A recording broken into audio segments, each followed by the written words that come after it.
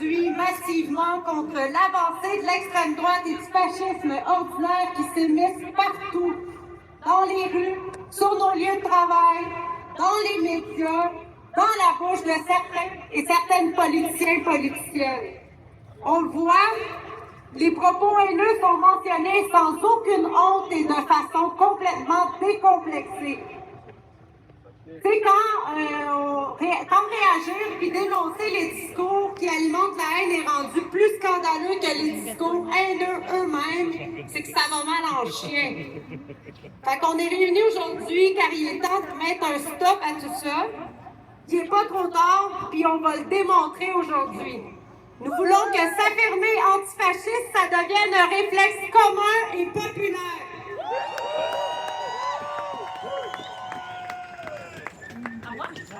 À quoi mon petit hot dog? Moi, je suis le hot dog populaire! Je suis là pour représenter la classe ouvrière, celle qui n'est pas du caviar, parce que nous aussi, on a le droit d'avoir nos droits. Moi, je suis contre la transphobie, je suis contre l'homophobie, je suis contre le sexisme, contre le racisme, puis contre les jeans qui déchirent dans l'entrejambe après 2 semaines parce qu'ils sont trop cheap! On mérite mieux! On a besoin de mieux! Chien chaud! Chien chaud! Chien chaud contre les fachos! Chien chaud! Chien chaud! Chien chaud contre les fachos! Yeah! Chien chaud contre les fachos! Merci de votre enthousiasme. Donc, je vais laisser la parole à notre camarade Manu du Front Pop. Hey, salut tout le monde! Vous dire à quel point ça fait du bien de voir autant de monde se rassembler pour prendre la rue et dire d'une seule voix non à l'extrême droite, non à leur discours, non à leur politique et surtout non au monde de marde qui veulent nous enfoncer dans la gorge. Parce qu'on va pas se le cacher en ce moment, se mobiliser, autant c'est nécessaire, autant c'est pas toujours facile. On est dans une période qui est épeurante et qui peut faire figer les gens. Pourquoi? Parce qu'on assiste en direct à l'écroulement d'un vieux statu quo. Le système capitaliste craque de partout et les gouvernements se débarrassent de leur tradition néolibérale. Puis pour les remplacer par quoi, vous me demanderez? Ben, par un retour à la vieille tactique des exploiteurs quand il semble que la grogne populaire pourrait se revirer contre eux, avoir recours aux politiques d'extrême droite et dans certains cas, littéralement fascistes. Et on le voit un peu partout, les régimes autoritaires s'imposent, notamment aux États-Unis. Alors que présentement la population américaine veut résister aux attaques des escouades racistes de ICE, l'administration fasciste de Trump a déposé un décret le 22 septembre dernier. Les antifascistes sont désormais considérés comme une organisation terroriste. Au Front Pop, on a une question bien simple. Si t'es pas antifasciste, t'es quoi, tabarnak?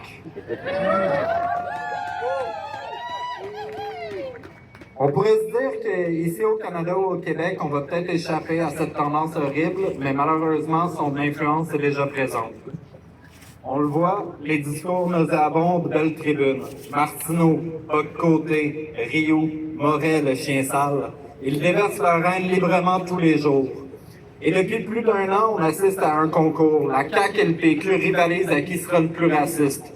Il faut le faire en esti. Des décennies à scraper le filet social, à scraper la santé, l'éducation, à laisser le marché immobilier entre les mains des spéculateurs, à donner aux boss tous les moyens légaux pour nous exploiter de plus en plus.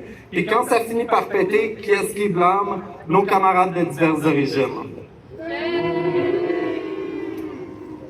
Mais la CAQ ne refusant devant rien, ne reculant devant rien, au moment où ils annoncent des mesures d'austérité, elle attaque nos droits fondamentaux de manière à nous couper l'herbe sous le pied. Legault et sa gang de charognes passent des projets de loi qui attaquent les travailleuses, qui menacent notre liberté d'expression et nous divisent. C'est pas pour rien que quasiment tous les partis s'acharnent sur les immigrants ou les personnes trans. C'est pour trouver des boucs émissaires. C'est pour détourner l'attention des vrais coupables de notre misère, les boss et les riches. Et ce n'est qu'un début, parce qu'ensuite, ça va être les prestataires d'aide sociale, ça l'est déjà, les chômeuses, les personnes handicapées, etc. Mais justement, c'est parce qu'on est unis qu'on se laissera pas diviser et qu'on tombera pas dans le panneau. L'antifascisme et la solidarité de classe, c'est dans notre ADN. La diversité qui compose la classe ouvrière et la solidarité de ces différentes communautés, c'est justement notre meilleure arme pour résister contre ceux qui veulent nous attaquer ou nous exploiter. On le voit d'ailleurs dans les personnes présentes ici aujourd'hui, des familles, des syndicalistes, des groupes communautaires, des groupes de femmes, des camarades de toute origine et de tout genre. Ensemble, rien ne peut nous arrêter. Donc le Front Pop, c'est juste une des faces de notre lutte. La vraie résistance aux politiques, aux discours d'extrême droite, c'est vous autres. C'est dans vos communautés, dans vos quartiers, dans vos milieux de travail et dans vos organisations que ça doit se passer. On ne fait que commencer la lutte. No passaran. Bonne manif.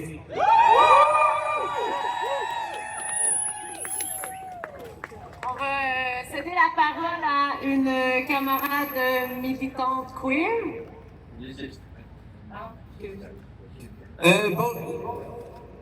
Bonjour les antifas et les 3 fa là-bas. Comme j'allais dire, je suis ici en tant que militante queer révolutionnaire à l'invitation du Front Pop que je remercie.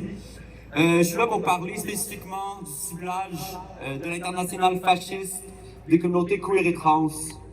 Qu'on parle de la criminalisation de l'existence trans dans plusieurs États américains, des attaques sur l'accès aux soins de santé des jeunes trans, un peu partout, ou localement des offensives comme le Comité des sages. Il est rendu évident qu'on assiste depuis quelques années à un déchaînement politique contre nos communautés. Ces offensives, issues de l'extrême droite, mais reprises largement par la classe politique et par les médias, font déjà des morts. Les meurtres de personnes trans augmentent drastiquement partout dans le monde, comme le font les suicides, notamment une forte hausse des suicides chez les jeunes qui se retrouvent au cœur des discours et des projets de loi, comme le projet de loi qui vient d'être passé sous Bayon en Alberta. L'extrême droite contemporaine, ce qu'elle fait ici, c'est ce que l'extrême droite a toujours fait.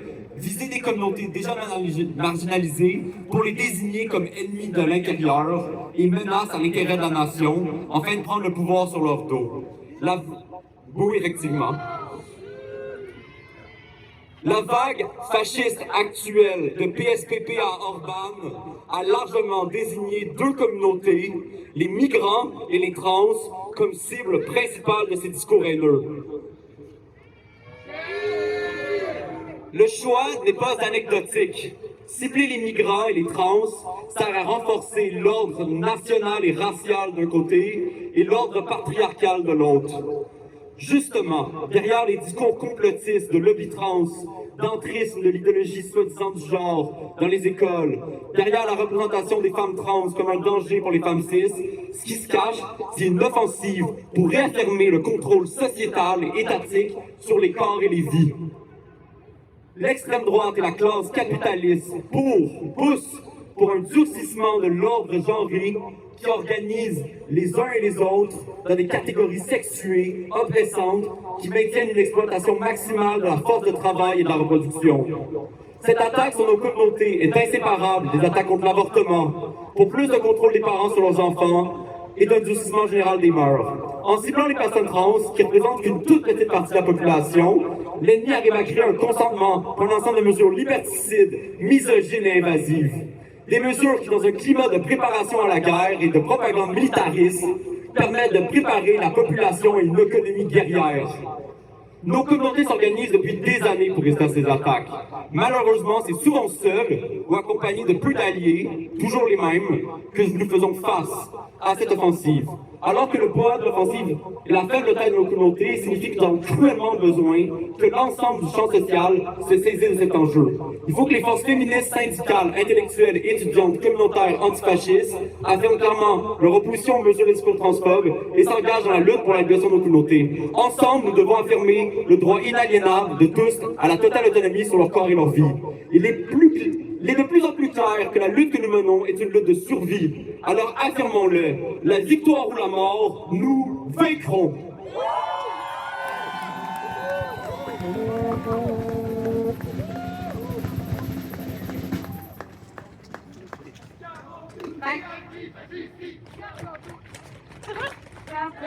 Tutti antifascisti! Siamo tutti antifascisti!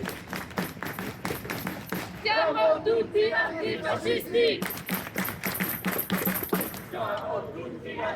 fascistique.